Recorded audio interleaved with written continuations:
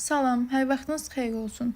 Bu gün sizlərlə birlikdə 4-cü sinif təhsil sənət Telegram testlərinin izahına bir yerdə baxaq.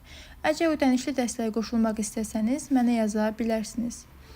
İlk sual: İnsanın ilk dişilisi nədir? Alaçıq, Çovustan, ocaq yeri və çoma. Demişdik ki, alaçıq yerlərini tez-tez dəyişən maldarların yaşadığı yerə deyilir. Çovustan isə divarları qarğıdan hörülür, saman qarışdırılmış palçıqla suvanardı.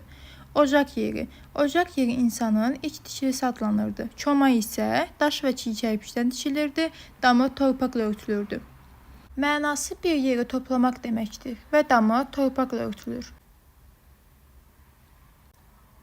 Konstruksiyası divar və tavan çubuqlardan ibarətdir. Hansıdır? Alaçıq.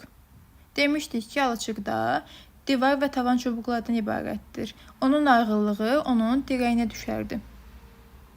Kamil Xanlarovun əsəri hansı variantda verilmişdir? Bağda qar. Bağda qar kimin əsəridir? Asəf Cəfərov. Kür üzərində sakitlik əsəri hansı rəssama aiddir? Onun digər əsərini tapın. Kür üzərində sakitlik Eyüp Məmmədovun əsəridir. Onun digər əsərini tapaq. Samavarlar Məhəmməd Orucov, Xəzər Neftçiləri, Böyükağa Mirzazadə, Azərbaycanım Asəf Cəfərov. Xəzərin keşiyində əsəri hansı rəssama aiddir? Onun digər əsərini tapın. Mənzərə. Mənzərə əsəri Mikail Abdullayev. Sahədə Kamil Xanlarov. Samavarlar Məhəmməd Orucov. Sevimli Araz Maral Rəhmanzadə. Xəzərin keşiyində əsəri Məhəmməd Orucovun əsəridir. Onun digər əsəri hansıdır? Samavarlar. Latın dilində tərcümədə dəqiq görürəm deməkdir. Hava perspektivi, perspektiv, xətti perspektiv, üfüq xətti. Dedik ki, Latın dilində tərcümədə dəqiq görürəm deməkdir. Perspektiv. Hava perspektivi nədir? Ön və arxa obyektlərin rəng nisbəti adlanırdı. Xətti perspektivi isə məsafədən asılı olaraq forma və ölçülərin dəyişməsidir. Üfüq xətti isə müşahidəçinin göz səviyyəsində yerləşən xəyali düz xəttdir. Əşyanın həcmini, fəzadakı yerini müəyyənləşdirən ən vacib ifadə vasitəsidir. Hansı? Təbii ki, işıq, kölgə.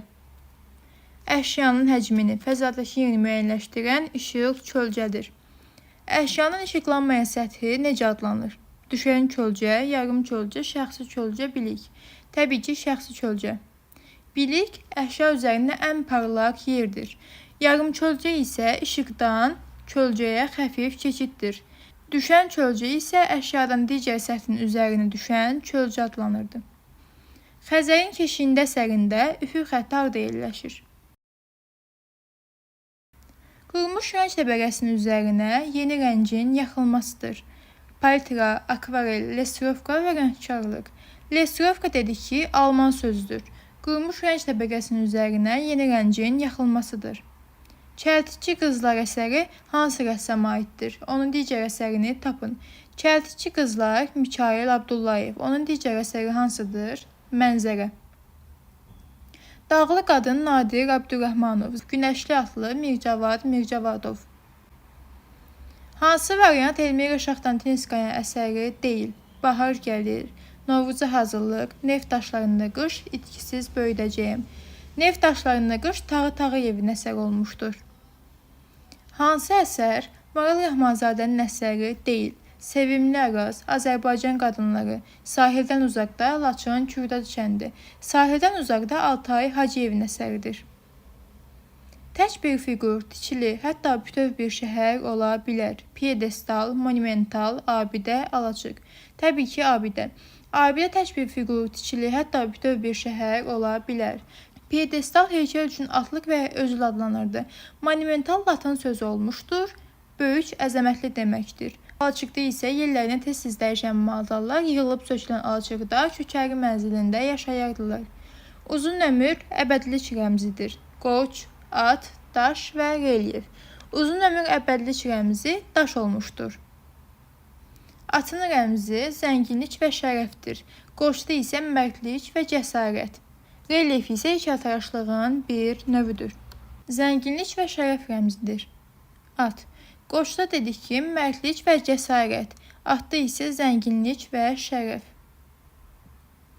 Qarabağlar türbəsində hansı ornamentdən istifadə olunub? Zoomorf, həndəsi, hərflərdən və nəbati. Türbəsində hərflərdən ibarət ornamentlərdən istifadə olunmuşdur.